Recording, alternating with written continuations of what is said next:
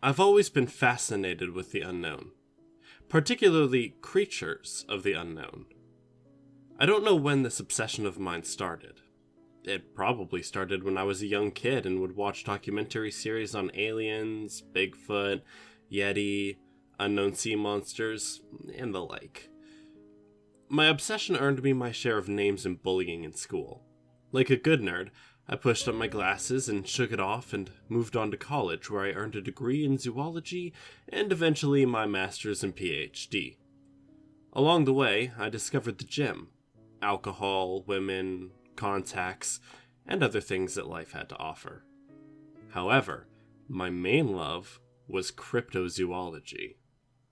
I spent 2 years of my late 20s running around the world with well-known and respected biologists, zoologists, and marine biologists looking for new species and studying others that we knew little about.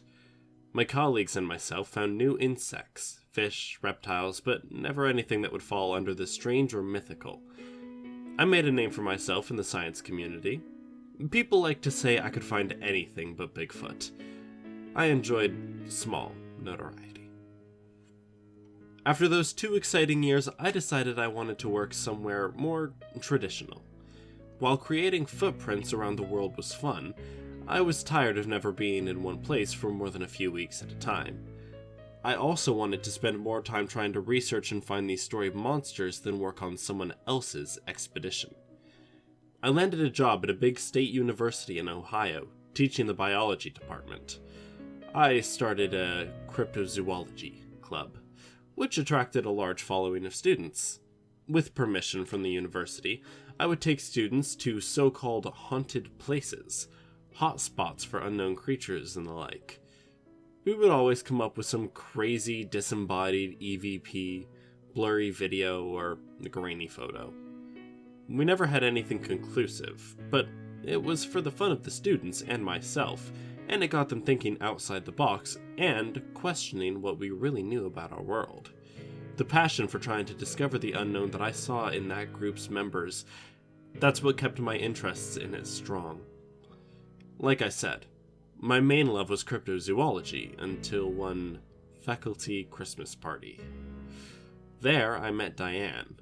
She was this beautiful, brown-haired woman about my age who worked in the English department teaching creative writing. I knew I needed to meet this woman. I wasn't a scrawny nerd from high school anymore. I was in shape, successful in my field, and not too bad looking. At least I told myself that. I used a corny pickup line to introduce myself. She had a cornier comeback. We laughed and talked the entire party, exchanged numbers, and, well, the rest is history. A few months after we started dating, we moved in together. I'd never fallen so hard for someone. We shared a lot of common interests, but had a lot of differences. I liked the outdoors, and she preferred to stay in. I was a busybody, and she was more relaxed. We both like wine and a good book, and she was a published writer who wrote these amazing stories about make-believe creatures. I read several of her short stories, and one of her books, which all seemed to be centered on forest fairies and children. "Diane," I said, closing her latest published book as I was sprawled out on the couch one evening, "have I told you that you're an excellent writer?" Diane was in the kitchen making her famous chicken Alfredo. Yes, but you can tell me again if you like. "Can I ask you a question? Where do you get your inspiration for these stories?" She walked out of the kitchen, wiping her hands on a dishcloth. I get them from the stories my grandmother told me when I visited her in Canada when I was young. I sat up on the couch, and she gracefully took a seat next to me. "Tell me more, please." When I was young, Diane began with a look of remembrance on her face. we would visit my grandmother every summer in Alberta. She lived in a town called New Village. There wasn't many people there. It was a beautiful town, shadowed by snow-capped peaks. There was a great big pine forest that lay between the town and the closest mountain. It was probably a few hundred acres or so. At the base of the mountain was this crystal-clear lake that was full of fish and that emptied into a small river. All the kids in town would play in the forest, lake, and river, but were strictly forbidden from staying out past sundown. This was enforced harshly by the townspeople. including my grandmother. Diane paused for a moment. Go on, I urged with a smile. So, my grandmother would tell me about the fairies in the forest, and how they like to play tricks on people. If I disobeyed my elders, they would take me away forever. Those stories always freaked me out. My parents didn't like her telling me those stories. But they agreed that I should listen to my grandmother and be inside before dark. The stories didn't bother me too much, until one of the young boys I played with each summer went missing in the woods. He ran away one night into the forest after a fight with his father. They never found him, and the townspeople didn't bother looking for him till after sunrise. I just can't believe that people wouldn't go looking for a boy in the forest until it was sunup unless they all truly believed in the fairies. The fairies in my books are mischievous, but much nicer than the ones in my grandmother's stories. They never take people away. Diane's face was now a half smile. Kinda your thing, isn't it? What do you mean? I looked at her, slightly confused. You know, imaginary creatures that live in the woods. She looked at me with a smart-ass grin. Well, I've heard and read up on fairy folklore, but that's not something many cryptozoologists spend a vast amount of time on. However, I've never heard of a town afraid of fairies, especially from a first-hand account. It would be interesting to visit something like that and investigate. Diane smiled a mischievous smile that stretched from ear to ear. Good, my parents want to meet you, and I want you to meet them. My grandmother passed away when I was young, and my parents inherited the house. They retired there a few years ago. You can come with me this summer when I visit them, and solve the town's fairy problem. By this point, she was standing over me, giving me the puppy eyes to agree. Just like that, our summer plans were made, and in early June I found myself on a plane from Ohio to Alberta, with Diane and a bag full of some of my recording equipment. I took on an excursion with my student group. Once there, we picked up a rental car and drove what felt like hours into the forest-carved mountains.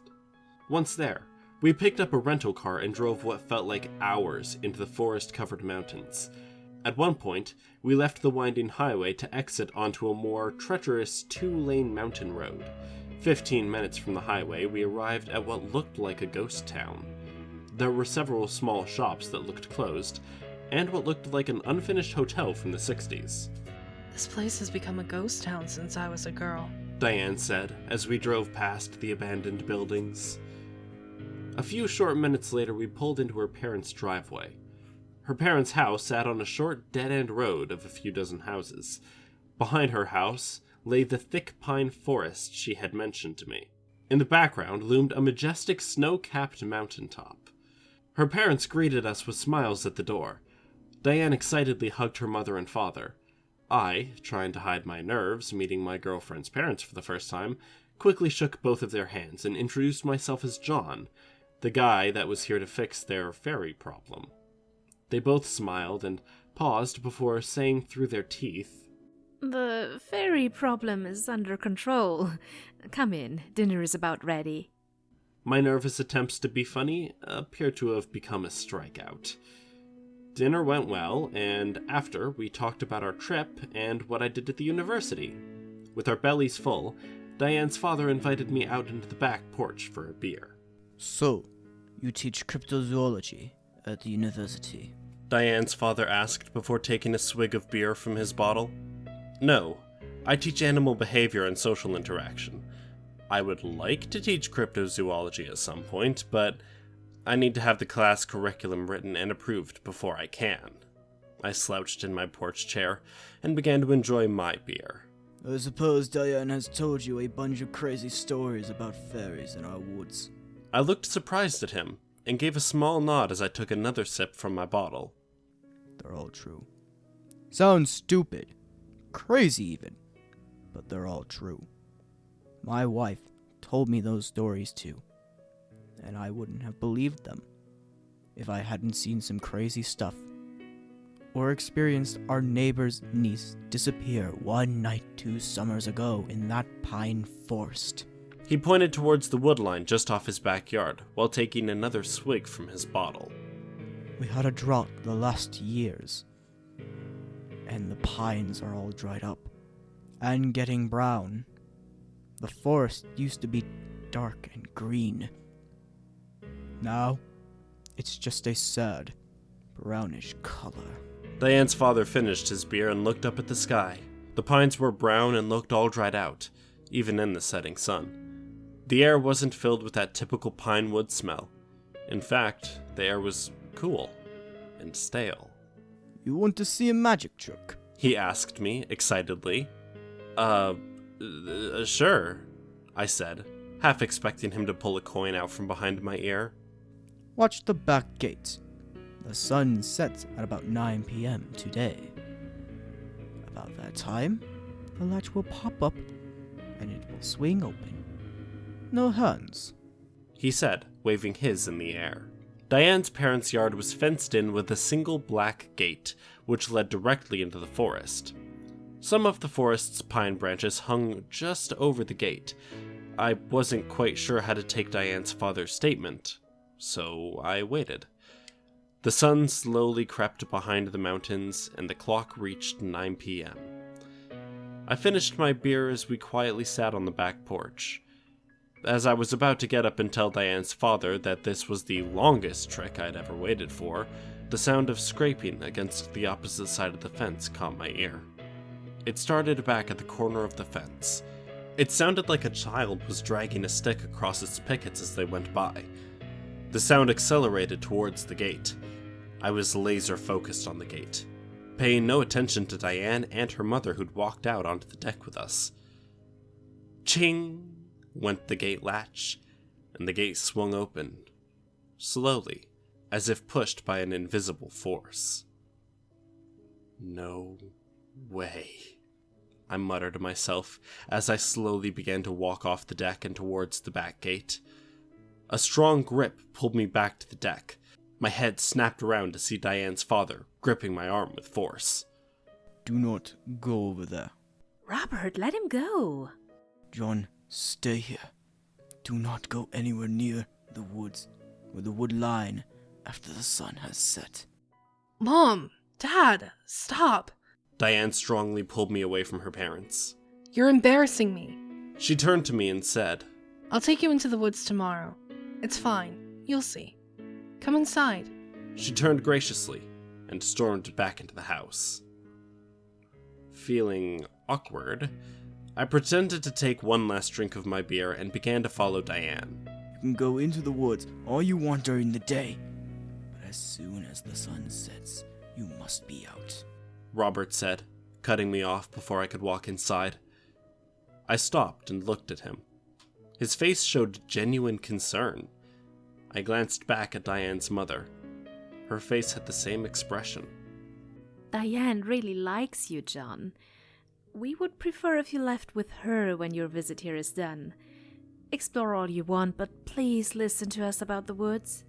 Yes, please, listen to my Mary and me. I looked down. I understand. I'll make sure to heed your warning. I, brought some research equipment with me. Is it okay if I place a camera on the fence to capture this tomorrow? That'd be fine.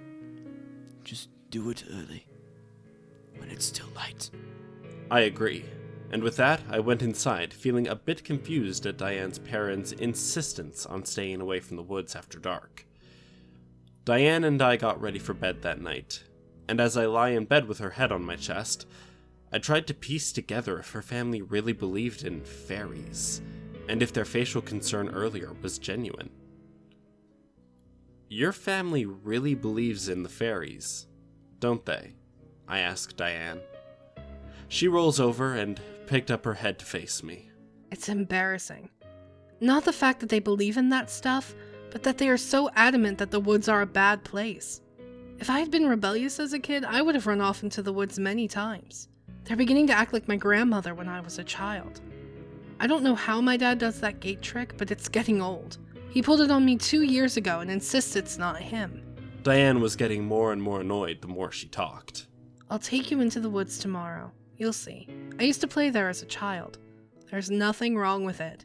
I pulled her in tight to my body and kissed her goodnight softly. Okay, we'll go have an adventure tomorrow, I said, before dozing off. The next morning, Diane took me to the pine forest after breakfast. She showed me all the things she could remember from her childhood. She showed me her favorite trails, which had become slightly overgrown. She showed me her favorite spot on the river and her favorite shore of the lake. The lake shore was littered with dead fish here and there, but strangely not rotting fish smell. It's a shame that they died. I remember the lake being healthy when I was young. We used to fish here as kids, she explained to me as we navigated the shores. On the lake shore was an old foundation to a building that was never started. Diane said that it was supposed to be a lodge for visitors to the lake in the 60s, but it was never finished. The crumbling foundation was covered in moss and looked like a pathetic version of Stonehenge more than anything else. It was about noon as we agreed to head back through the woods to get some lunch at her parents' house. As we walked hand in hand through the forest on the trails that I was surprised she could still navigate from her childhood memories, I noticed that almost all of the pines were brown or brownish green. Their trunks were rather large, swollen, even, as if stuffed with something, and most of the underbrush was dead or looked like it was dying. Diane mentioned that there had been little rain during the summer and spring of the last few years. I thought it was strange that the forest would have dried out, but the river lake didn't seem to be at low levels. At lunch, Robert brought up the topic of cryptozoology and my interests in what they felt were fairies in the forests. You should talk to Daniel Whitefeather. He's a detective with the county and lives a few houses down. He's also the last of the tribe that once lived here. He's sort of an amateur historian for the area and has plenty of stories to tell about the fairies in the woods. I'll give him a call and tell him you're coming over. Robert gave me his address, and at the encouragement of Diane, I ventured to his house that afternoon as Diane and her mother planned to do some shopping in the next town over, unsure if he would be home or not. The lock unlatched, and the door slowly opened to an older man with a weather-beaten face. "Are you Daniel?" I asked, reaching out my hand for a handshake. "My name's John, and—" You want to know about the woods, correct? Robert called and told me about you. Come in, please. I've got a few hours before I need to head to work to cover the night shift. I entered his house. It was large and filled with mounted animals, fish, and a variety of what appeared to be Native American memorabilia. He led me to his living room and motioned for me to sit. His living room, walled on all sides by filing cabinets and bookshelves. There was no TV, and a thick layer of dust caked most flat surfaces. So what can I tell you? Daniel said, slowly taking a seat in the chair across from me. Well, whatever you know about the forest, or the supposed creatures in the forest, I started. I study unknown creatures, mythological creatures, or whatever you want to call them, and I'm familiar with fairies in folklore, but I've never encountered an entire town that seemed to fear these creatures like they supposedly do here.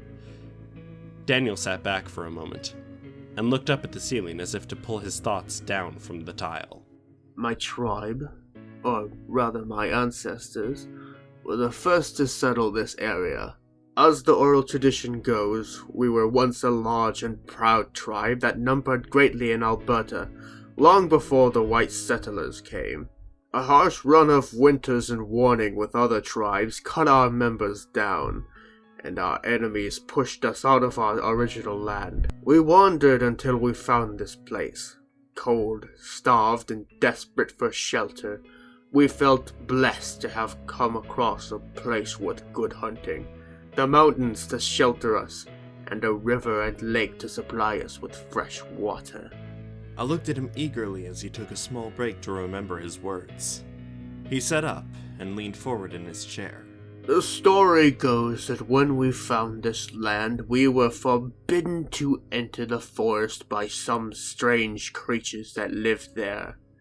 My people would call them the Forest Walkers. They said they were guardians of the pine forest here.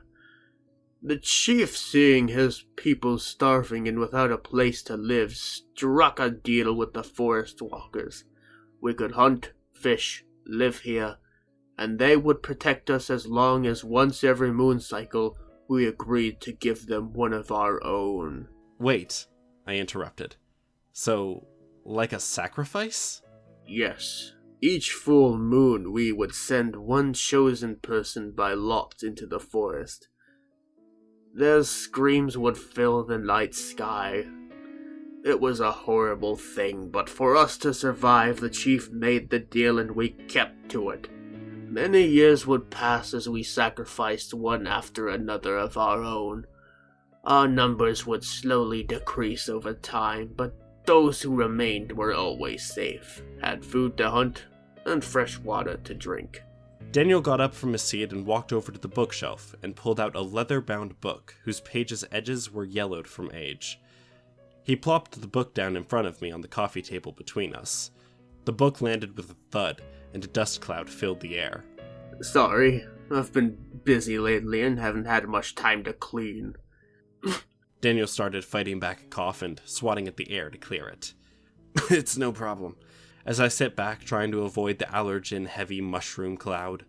But how does what appears to be an Indian legend turn into a town of people fearing the woods? That book, He stated, pointing at it. contains all of the stories about the forest walkers that have been passed down from generation to generation in my tribe. I started writing them down when I was young. I got them from the elders, my relatives, and many others before they all passed. I'm the last one, and I figured someone should document this so others can know what we witnessed. Daniel sat back in his chair again, now that the dust had settled. Everything changed when the white man came into our land. First, it was one man. He was an explorer. We did not see him as a threat, so we let him pass. However, he found gold in the river, he told others. Soon, many others showed up looking for gold in the river. They brought furs, meats, beads, and guns.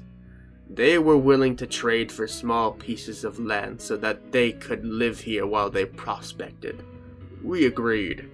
The prospectors were supplying us with new things, and we were trading small parcels of land for them. The white people cut down trees to make the clearing in which our town sits now. They built houses, they hunted and fished. We no longer sent one of our own into the forest every full moon. So the sacrifices stopped because you were getting what you needed from the settlers? What about your deal with the creatures? We lived peacefully alongside the white man. The forest walkers were angry that we had broken our deal. They would watch us from the tree lines in the shadows. Their anger could be felt. One night, several prospectors who were fishing in the lake came home through the forest late. The walkers took one of them violently in front of the others. Their screams filled the night air. The survivors fled and never returned. They left their belongings and even their gold because they were so scared. Soon, people who were in the woods past dark began to disappear. No trace could be found. Daniel sat up and took a deep breath. When people started to avoid the woods after dark, they started to trick people into coming into the woods. They would mimic the cries of children or loved ones during the night. Anyone who ran into the woods to save them would be taken. They took 3 mothers of our tribe once because the walkers cried like babies on the forest line. The women ran to save the babies, only to be taken away. They only took one person at a time, but they started taking them more often as revenge. So they can mimic sounds or voices? I questioned, a bit confused. Yes. He began, rubbing the side of his head. They can take anyone's voice and sound like anything that would entice you to enter the woods.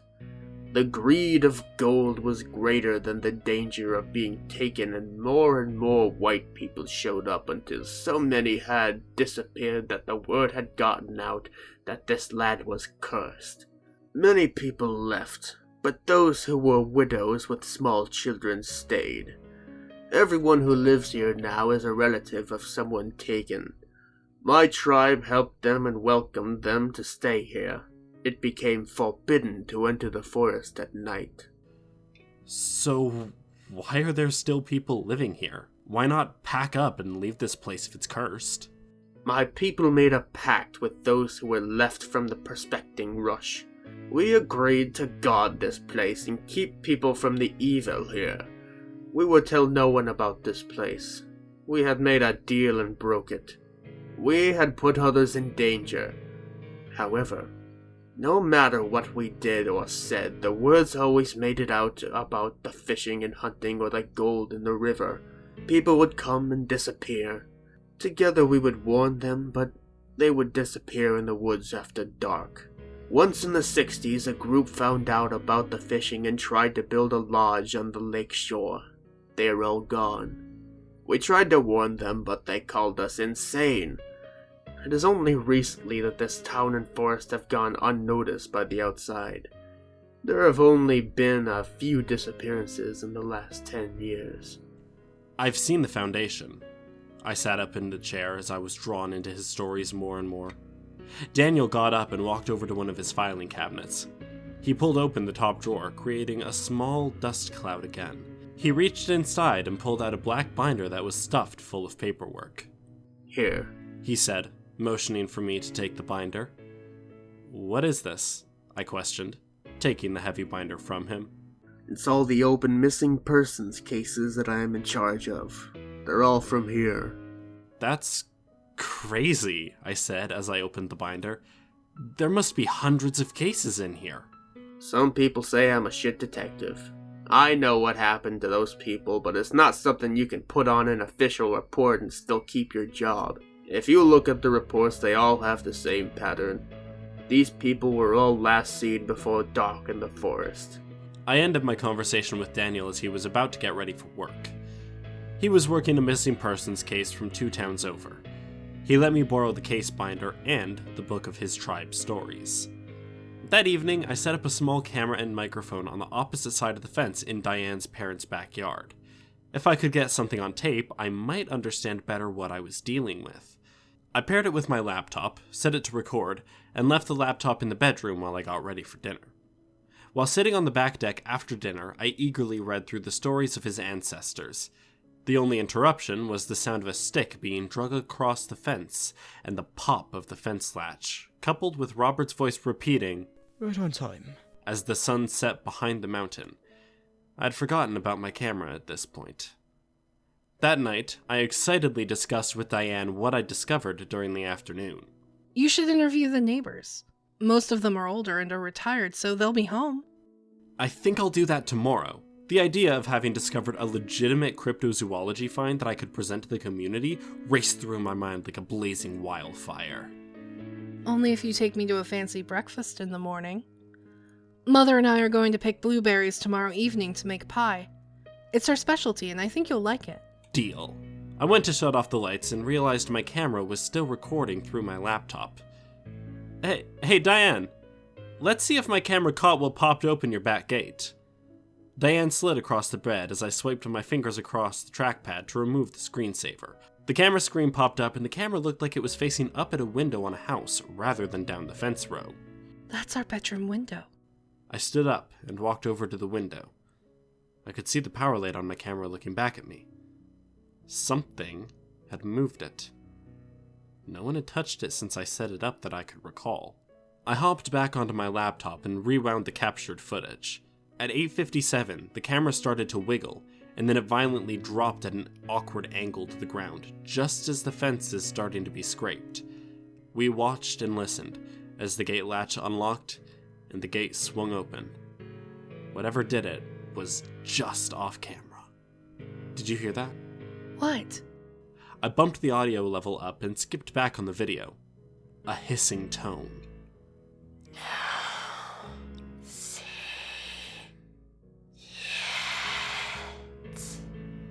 It was quiet, but clear. What was that? I fast-forwarded through the footage until I saw the camera starting to move. From there, an unseen figure picked up the camera and put it on the post where it was now facing our bedroom window. Our bedroom light came on, and in the background of the footage you could hear a faint giggle, like a small child would make. John, that's creeping me out. Diane reached across my lap and shut my laptop. Turn out the light. We're going to bed. She rolled over on the bed and pulled the covers over her body. I shut off the lights and followed.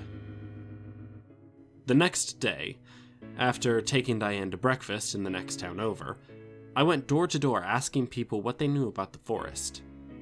Many were hesitant to talk to me until I explained who I was, what I believed, and that I intended to study what was going on. Once that was put out of the way, I was warmly welcomed into many of their homes. The townspeople had a wide array of stories. I wrote down as much as I could in a notebook. Their stories ranged from relatives disappearing, to hearing strange voices at night, to seeing groups of travelers go missing in one night without a trace. Many were older stories of loved ones who'd wandered into the forest late or failed to make it out before sundown. Everyone seemed to believe in the creatures that populated the pine forest, but no one had ever seen one. One older gentleman mentioned his sister had gone into the forest on an afternoon stroll and never returned. For months afterwards, he swears he could hear her voice calling every evening to him from the woods, but he dare not enter. Eventually, the voice stopped. The rest of the afternoon, I dedicated to taking notes on all the missing persons cases. I only stopped to kiss Diane goodbye as she and her mother left to get blueberries from the forest.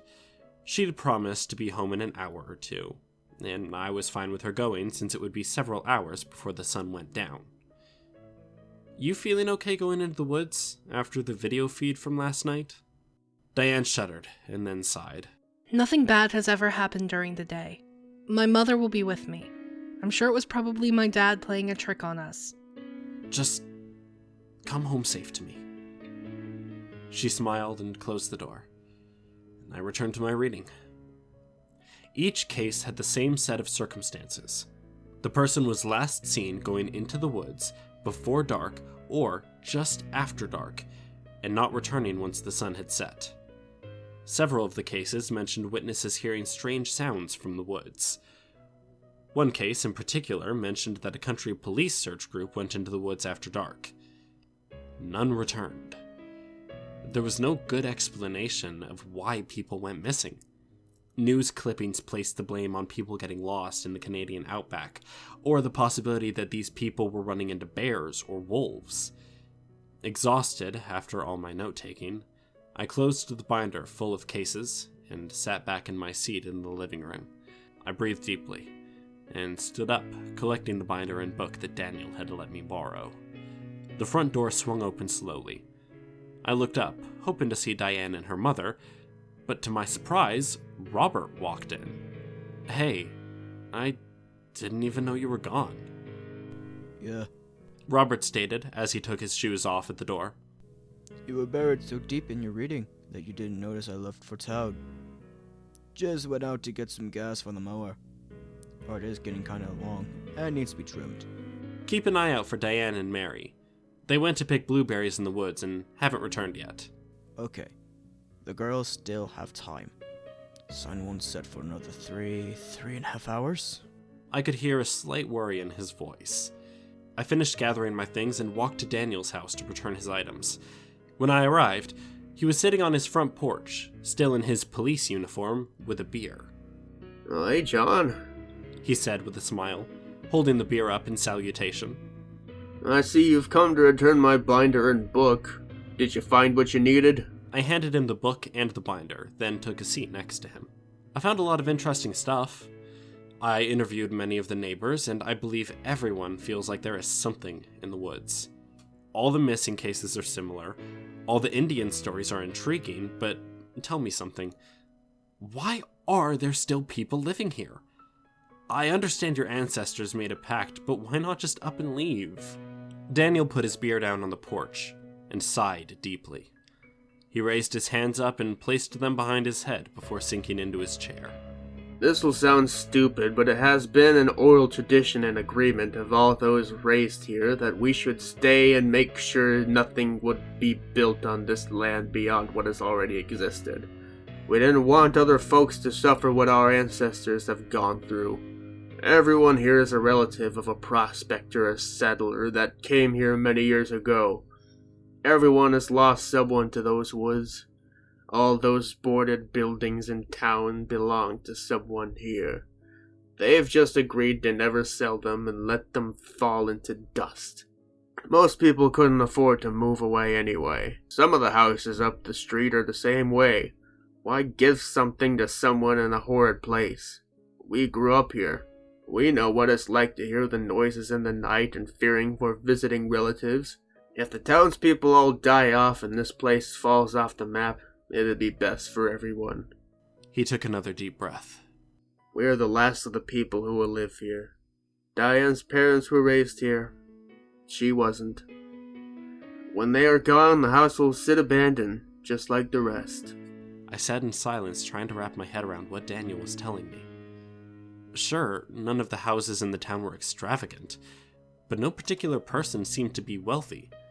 But how could they live in a place that they all seemed to fear? What did they look like? Who? Daniel replied, sitting up a little straighter as if surprised by my question.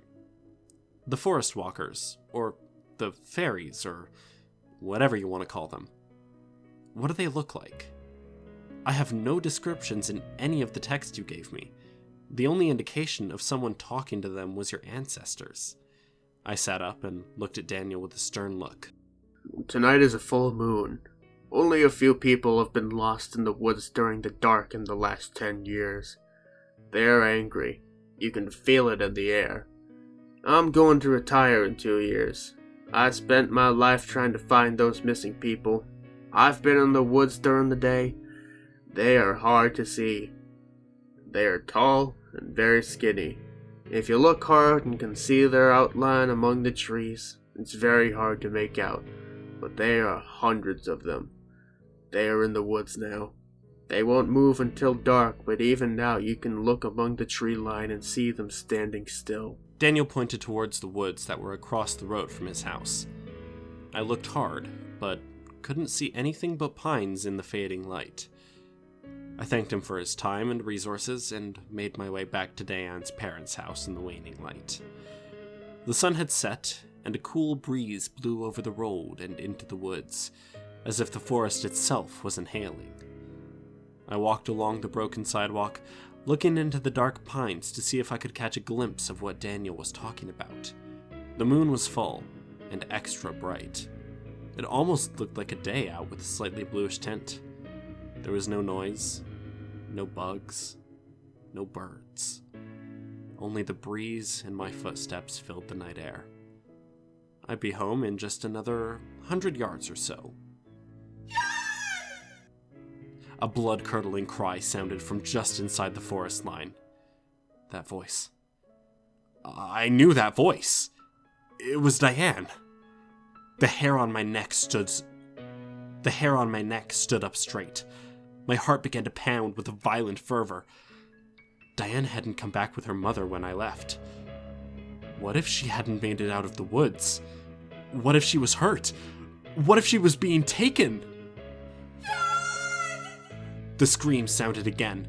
This time it sounded like she was in agonizing pain. I was in the woods, 20 yards deep before I even realized what I was doing. My eyes scanned everywhere frantically. Diane! I called out.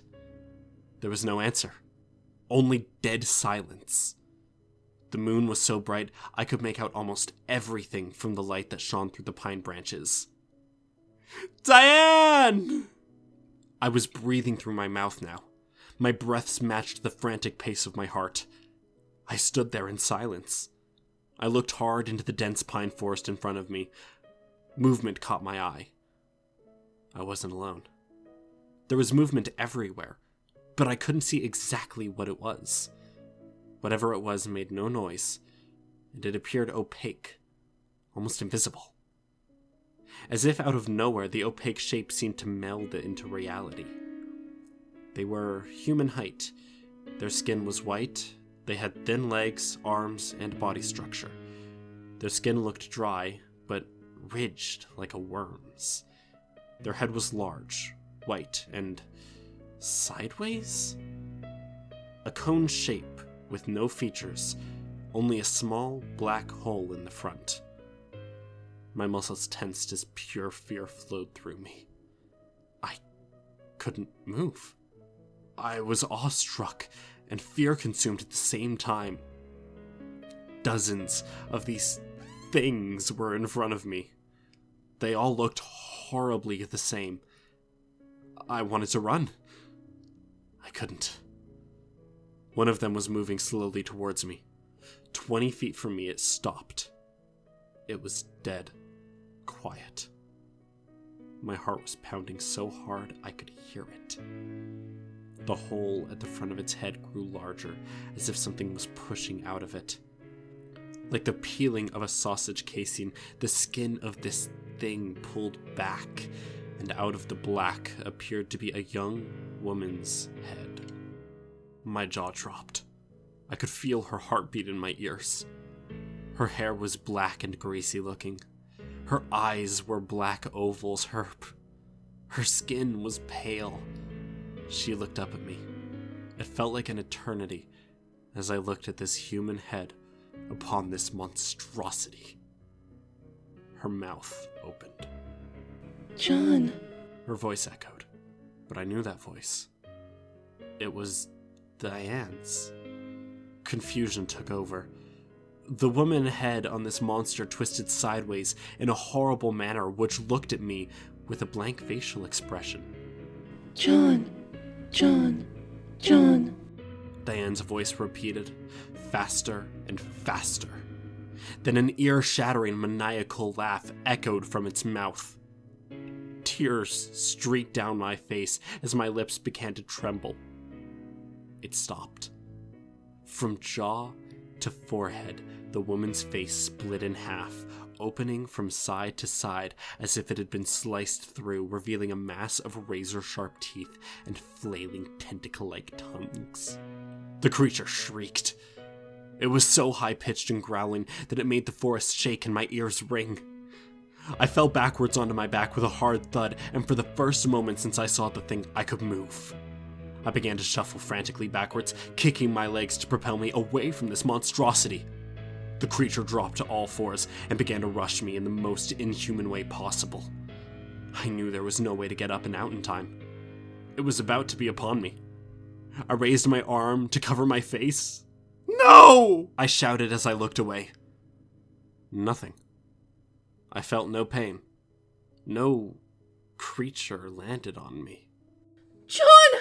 Mom! Dad! No! A cry rang out in Diane's voice, but only this time, it sounded as if it came from the direction of her home. I immediately stood up, trying to comprehend what was happening. The creatures were gone, but something in the underbrush moved violently away from me, tearing up the ground and shaking branches as it went. Mary, no! I was still confused and scared, but I wasn't going to stay in these woods any longer. I ran as fast as my legs could carry me to Diane's parents' house. Robert was in the backyard, restraining Mary, who was sobbing. Let me go! Let me go! She's gone. It might take you too, Robert replied, hugging his wife with all his force. What happened? Oh my god. John, Robert said as he turned to me in shock. Diane swore she heard you screaming in the woods and ran in after you. We tried to stop her. A scream of pain from Diane rang out in the distance. My fear and adrenaline rush turned to anger. They took the woman I loved. These hideous things took Diane. Without thinking, I ran into the garage and scooped up the gas can Robert had filled earlier in the day. I scanned the garage frantically and found a propane torch on a shelf. I quickly made my way to the tree line in the backyard. "Robert, hold this," I commanded as I shoved the propane lighter into his arms. I began pouring the gas carelessly on the trees and the brush along the forest line. What are you doing? He asked, with a puzzled look on his face, still trying to comfort his wife. I looked him dead in the eye and coldly stated, "Give me the torch. If they want to take her, I'm taking the forest from them." He reluctantly handed over the torch I had just forced him to hold. The forest was dry. The breeze was blowing into the forest. I opened the propane valve, hit the torch, and tossed it into the brush. In seconds, there was a towering inferno in front of me. I grabbed Robert and Mary, who were in shock at what I'd just done, and dragged them to the front of the yard. The fire raged quickly and moved faster than anything I'd seen before. Soon, the entire town was standing on the road, watching the blaze consume the pine forest they had always known. I stood silent among them, with rage in my eyes. Suddenly, inhuman screams of horror and pain filled the air. They were piercing like a knife, causing many people to hold their ears. The townsfolk held their ears tight to block out the sound. Many ran back to their homes in fear, or gripping each other for comfort. The screams roared deafeningly on and on as the fire raged until suddenly, as quickly as it started, the screams went silent, and only the blaze could be heard. Someone called the fire department, which alerted the forest rangers. There was nothing they could do. The flames spread so fast that the entire forest was burned to the ground before they could even enact a plan. I admitted to starting the fire, and was arrested that night by county police. I spent 3 days in jail with little or no human contact. The cops moved around the office in a frantic manner, as if they were swamped with more work than they could handle. They ignored me for the better part of my stay there, only feeding me and checking in on me before night. When I awoke in my jail cell the third morning, Daniel was there to greet me. Good morning. He opened the cell. You're free to go, John. What?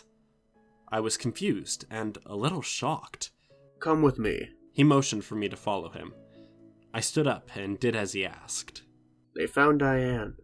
Is she okay? Is she hurt? How did... She had some burns, cuts, bruises, suffered from some smoke inhalation, and seems to be in shock, but she's alive. Get in the car and I'll take you to the hospital. I would have told you sooner, but I've been busy with everything that has been going on. Thank God!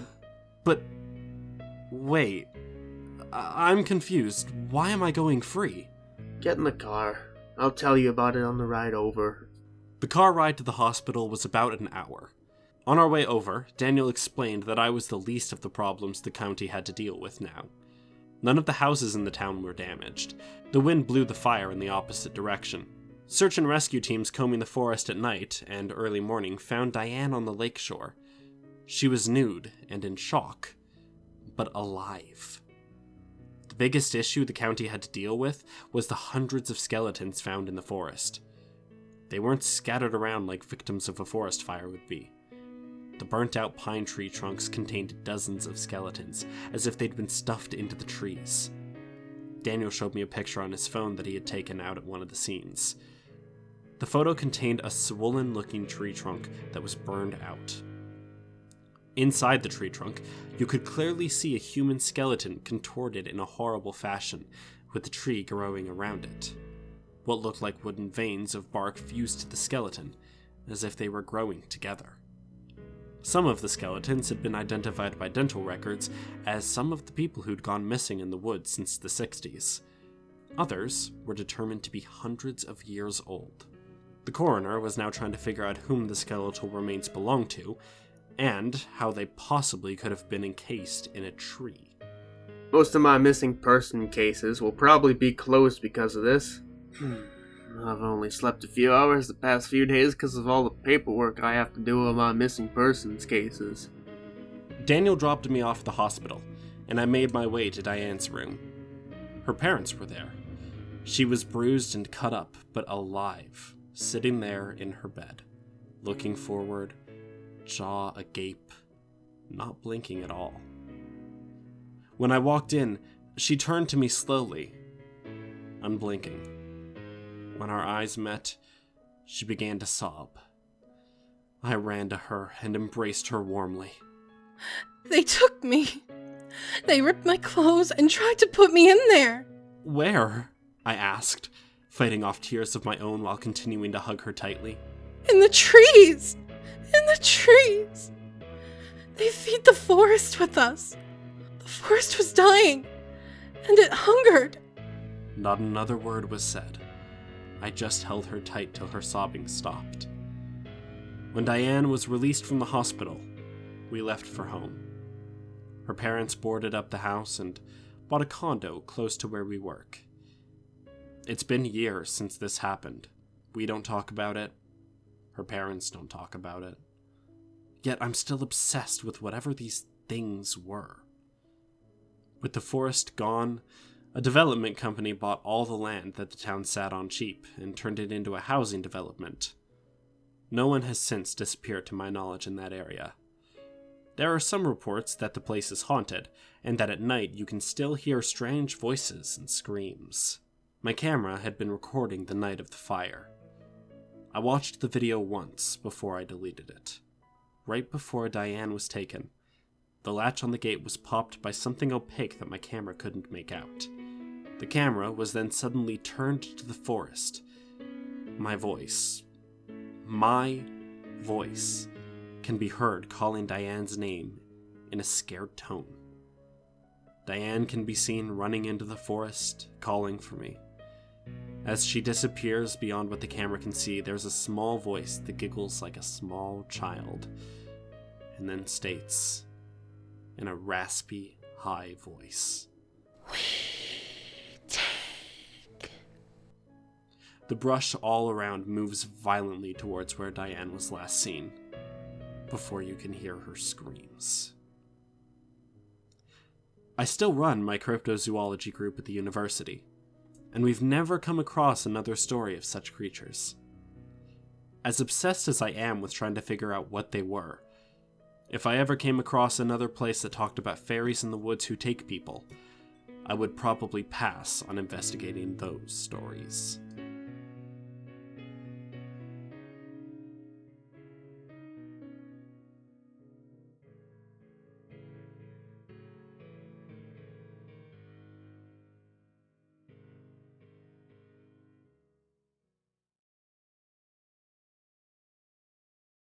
She walked out of the kitchen, wiping her hands on it.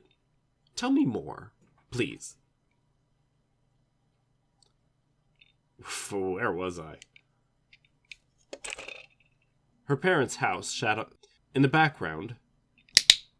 In the distant background. Blur! In the distant background loomed a majestic snow-covered... Diane's father asked before taking a big sweep.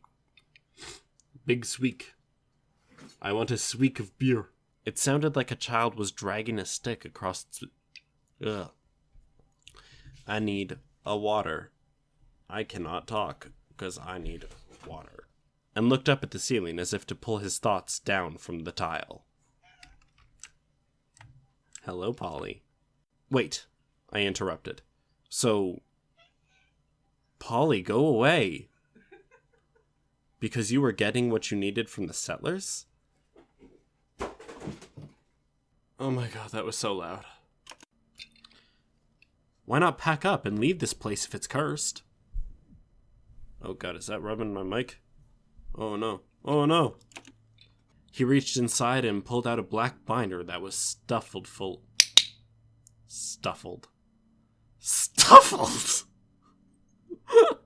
That evening, I set up a small camera and microphone on the opposite side of the fence in Dane. Where'd I get Dane from? And left the laptop in the bedroom while I got ready for bed. Benner, why am I messing everything up so much? That night, exactly like discussed with Diane. What? Wait.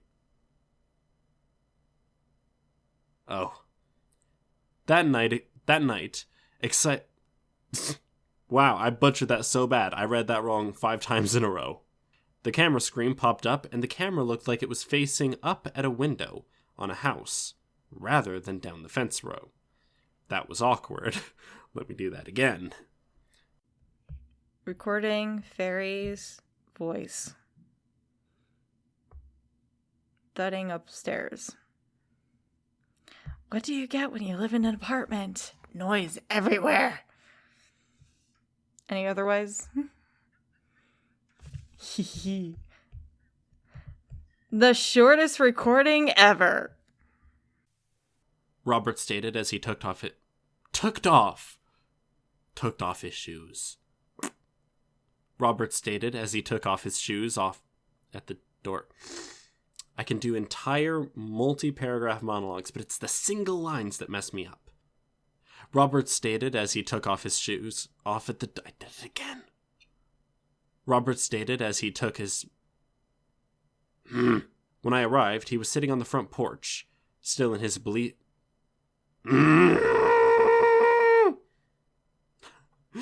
Why is this so hard all of a sudden?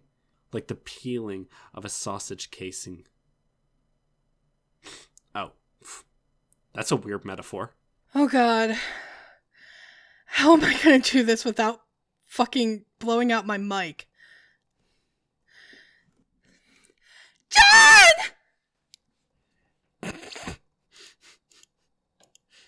Oh god, that's so loud. John! I hope to God that doesn't blow out my mic. John! Mom! Dad! No! No!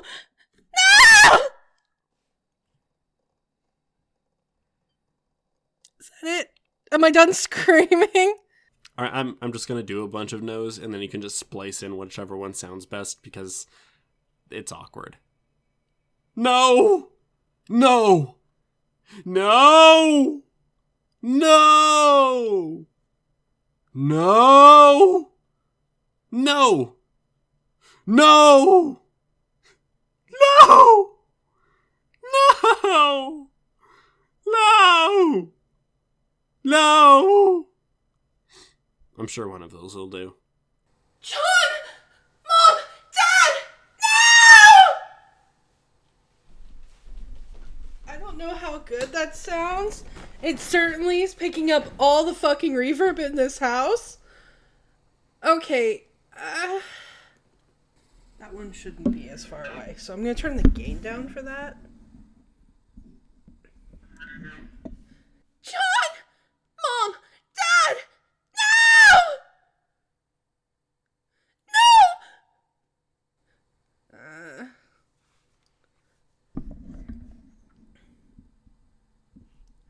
John! Mom! Dad! No! What am I doing? Why is everything blowing out the mic? When I awoke in my jail cell the third morning, Diane was there to greet me. Good morning. Good morning, I said, groggily. He opened the cell. Oh, fuck, it's Daniel, not Diane. I thought it was like a reunion thing. I'm a fool. Ugh. Their names look so similar. Hey guys, do you like our content? Do you want to support the show? Click the link in the description below to visit our donation page. All proceeds go towards new and better equipment and games you want to see us play. Everyone who donates will get a special shout out at the end of future videos, and we're currently working on setting up some special perks for you. If you don't want to donate, that's okay too. You can support us by subscribing and clicking that bell icon so you get notified whenever we put out a new video. A huge thank you to Kyle Sheridan for donating and helping to keep our show going. Thank you so much for checking out today's story. A huge thank you to my friends Violet Legacy, Sharks Crab, Mel Teach, Carson K, and Izumi Yukimura for helping me out today. Make sure to give them some love. Links in the description down below. If you'd like to see yesterday's story, click that box on the left. Or if you'd like to see something a little different, click that box on the right to check out our latest Let's Voice Act series. Thanks for watching! Stay creepy, everybody.